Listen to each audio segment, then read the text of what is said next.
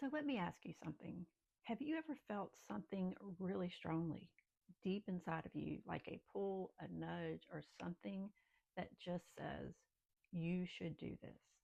And then you just completely talk yourself out of it. Maybe you called it wisdom, or maybe you called it waiting on God's timing. And maybe that's truly what it was. But maybe, and I say this with all the love because I have been there, maybe that was just fear wearing a spiritual costume. Because here's what I've learned the hard way through years of starting, stopping, restarting, and sitting still while God was already moving. Your feelings are valid and they are real, but they are not always true. And today we're going to talk about the difference.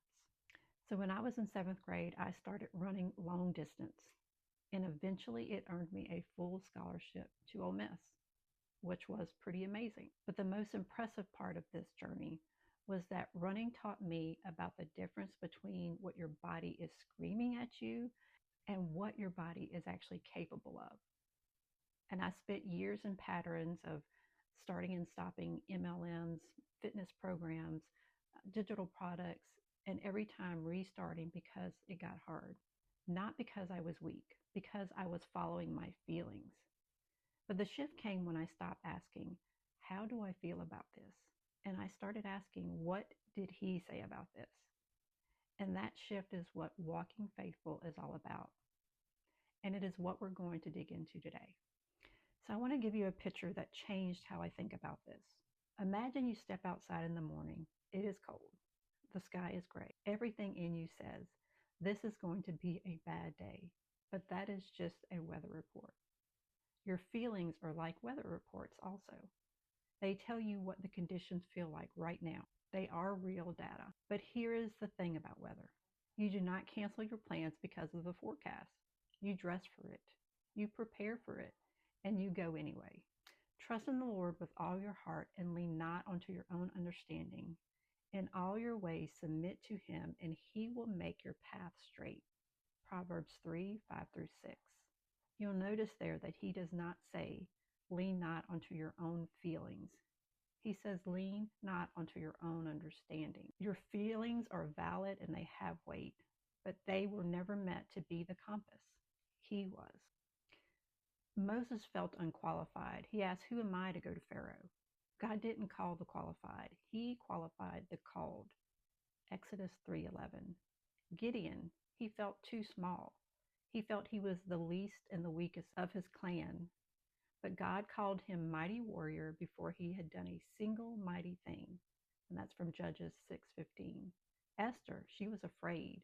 She knew that anyone that approached the king could be put to death. And yet, for such a time as this, Esther 4:11-14.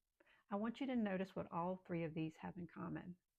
God did not wait for their feelings to catch up. He moved first.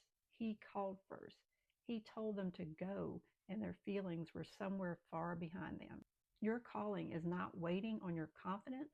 Your confidence is waiting on your obedience to God. So here's what I see in so many women and what I did myself for years. We feel the nudge, we hear the call, and instead of responding, we enter into what I call the feeling loop. The feeling loop goes a little bit like this. I feel called, but I don't feel ready. So I wait, and while I wait, I scroll. While I scroll, I compare. And while I compare, I feel less ready, so I restart. And the loop just begins over and over again. Sound familiar? The problem is not that you have feelings. The problem is that you have made your feelings the permission slip. And God never told you to wait for a feeling. He told you to walk by faith. For we live by faith, not by sight.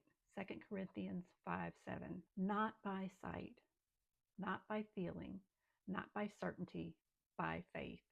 Faith is not the absence of fear. Faith is the decision to take the next step anyway. So what should you do instead? I want you to make these three shifts. Check the source. When a feeling hits, ask, is this coming from God's word or from my own wound? Fear that comes from trauma is real, but it is not instruction. God's voice leads forward. Fear circles us back. 2, name the weather. Say it out loud. I feel afraid. I feel unqualified. I feel behind. Name it like a weather report. Then ask, what did he say? His word is the forecast you need to build your day around, not the current temperature.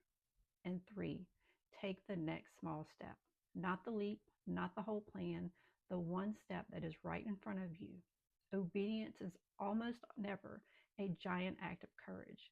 It is usually a very small act of faithfulness done before the feelings catch up with you.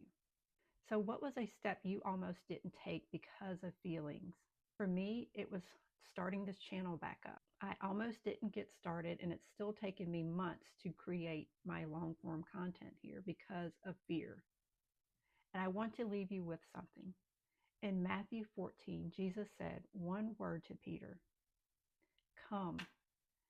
And he said it to everyone, not come when you feel ready, not come when you have it figured out, not come when the water calms down. He just said, come.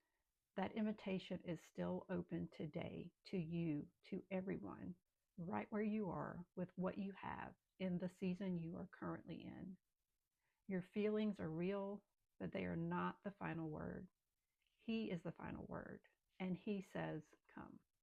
If this hits something in you today, please share it with someone who needs to hear this message. And remember to subscribe if you want more of this.